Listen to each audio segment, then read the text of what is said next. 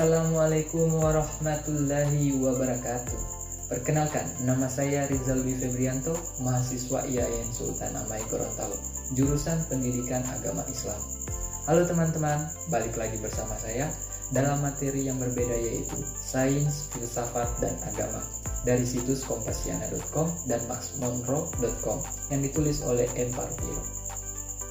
Sains filsafat. Sains atau ilmu pengetahuan merupakan ilmu yang sangat penting bagi kehidupan manusia yang berasal dari filsafat ilmu. Pengertian sains menurut Wahyana yaitu kumpulan ilmu pengetahuan tersusun secara sistematis dan dalam penggunaan secara umum terbatas pada gejala-gejala alam.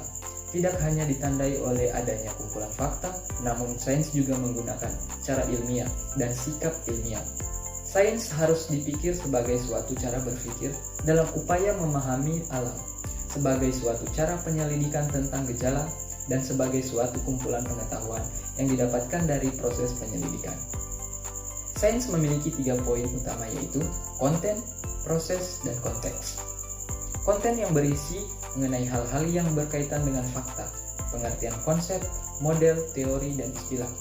Kemudian proses yang berkaitan dengan keterampilan untuk menemukan prinsip dan konsep, dan konteks yang berisi mengenai 3 hal yaitu individual, masyarakat, dan lingkungan sekitar.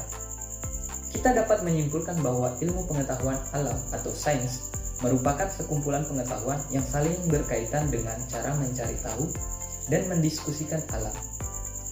Dari berbagai kegiatan atau penelitian yang dilakukan, manusia berusaha untuk dapat menjawab fenomena alam, mendapatkan kepuasan, memenuhi kebutuhan hidup, dan sekaligus menjaga alam semesta. Definisi filsafat secara etimologi berasal dari bahasa Yunani, philosophia, yang terdiri dari kata philos dan sophia. Philos yang memiliki arti cinta, sedangkan sophia kebijaksanaan. Cinta bisa diartikan sebagai tekad yang besar atau bersemangat dan sungguh-sungguh. Kebijaksanaan adalah suatu kebenaran tertinggi atau kebenaran yang sejati. Filsafat secara harfiah berarti mencintai kebijaksanaan. Filsafat adalah keinginan atau kemauan yang sungguh-sungguh terhadap kebenaran sesungguhnya. Nah, berdasarkan beberapa pengertian filsafat yang telah diungkapkan oleh para tokoh filsafat, dapat diambil pengertian bahwasannya filsafat merupakan cabang ilmu pengetahuan yang menyelidiki atau mengkaji tentang kebenaran yang sesungguhnya. Hal ini menjelaskan bahwa berfilsafat adalah cara dan upaya untuk melaksanakan penyelidikan yang mencakup mengenai apa, bagaimana, dan untuk apa pada konteks berpikir yang apabila dikaitkan dengan terminologi, filsafat mencakup dalam aspek seperti ontologi yang mengkaji tentang apa, epistemologi yang mengkaji tentang bagaimana, dan aksiologi yang mengungkapkan untuk apa sebuah ilmu dipelajari. Dari penjelasan di atas, kita dapat menyimpulkan bahwasannya kedua hal tersebut, yakni sains atau ilmu pengetahuan dengan filsafat, memiliki keterkaitan satu sama lain. Keduanya merupakan kegiatan manusia. Hal tersebut dapat diartikan dalam sebuah proses dan juga hasilnya. Sains dan filsafat memiliki hubungan yang diibaratkan sebagai induk dan anak.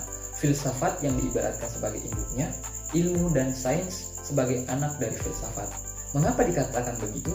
Karena sains objeknya terbatas dan hanya dalam bidang tertentu, sedangkan filsafat objeknya universal.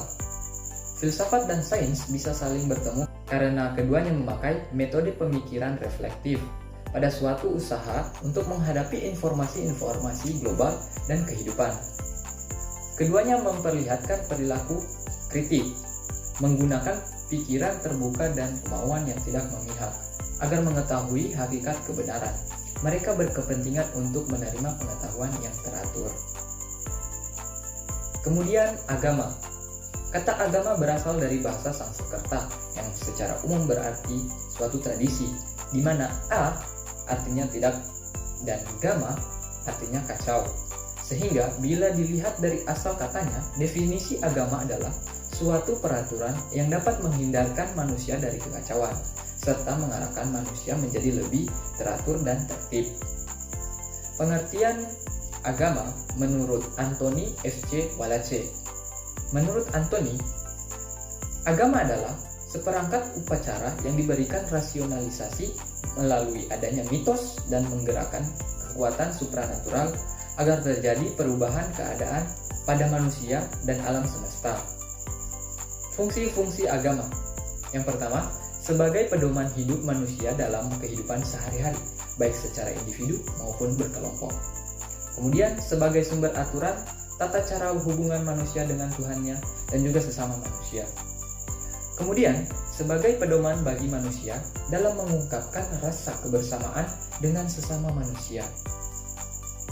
Lanjut, sebagai pedoman perasaan keyakinan manusia terhadap suatu yang luar biasa atau supranatural di luar dirinya. Kemudian, sebagai cara manusia mengungkapkan estetika atau keindahan alam semesta dalam segala isinya. Dan yang terakhir yaitu sebagai cara untuk memberikan identitas kepada manusia sebagai umat dari suatu agama. Tujuan agama yaitu untuk membimbing manusia dalam menjalani kehidupannya dengan cara lebih baik melalui pengajaran dan aturan di mana ajaran dan aturan tersebut dipercaya berasal dari Tuhan. Kemudian untuk menyampaikan firman Tuhan kepada umat beragama berupa ajaran-ajaran kebaikan dan aturan berperilaku bagi manusia.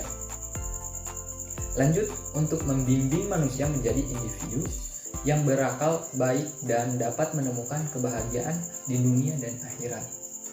Selanjutnya, untuk membuka jalan bagi manusia yang ingin bertemu dengan penciptanya, yaitu Tuhan yang Maha Esa ketika mati kelak.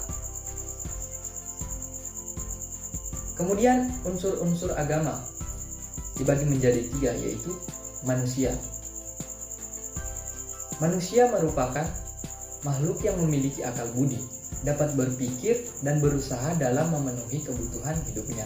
Dalam hal ini, manusia adalah umat atau penganut suatu agama yang berpikir dan berpercaya bahwa ada sesuatu di luar dirinya yang memiliki kuasa dan kekuatan yang tidak biasa dijelaskan dengan hukum alam. Kemudian yang kedua yaitu penghambaan. Dalam konteks agama, penghambaan bukan berarti perbudakan, tapi lebih kepada adanya kebutuhan manusia akan kedudukannya di hadapan Sang Penciptanya. Dalam hal ini, penghambaan manusia kepada Tuhan akan melibatkan banyak hal seperti simbol-simbol, agama, praktik agama, serta pengalaman keagamaan manusia itu sendiri. Kemudian yang ketiga yaitu Tuhan. Pada dasarnya, tidak ada kesepakatan bersama mengenai konsep ketuhanan, sehingga ada banyak konsep ketuhanan seperti teisme, deisme, panteisme, dan lain-lain. Demikianlah pembahasan mengenai sains, filsafat, dan agama. Semoga dengan pembahasan ini dapat menambah wawasan kita semua.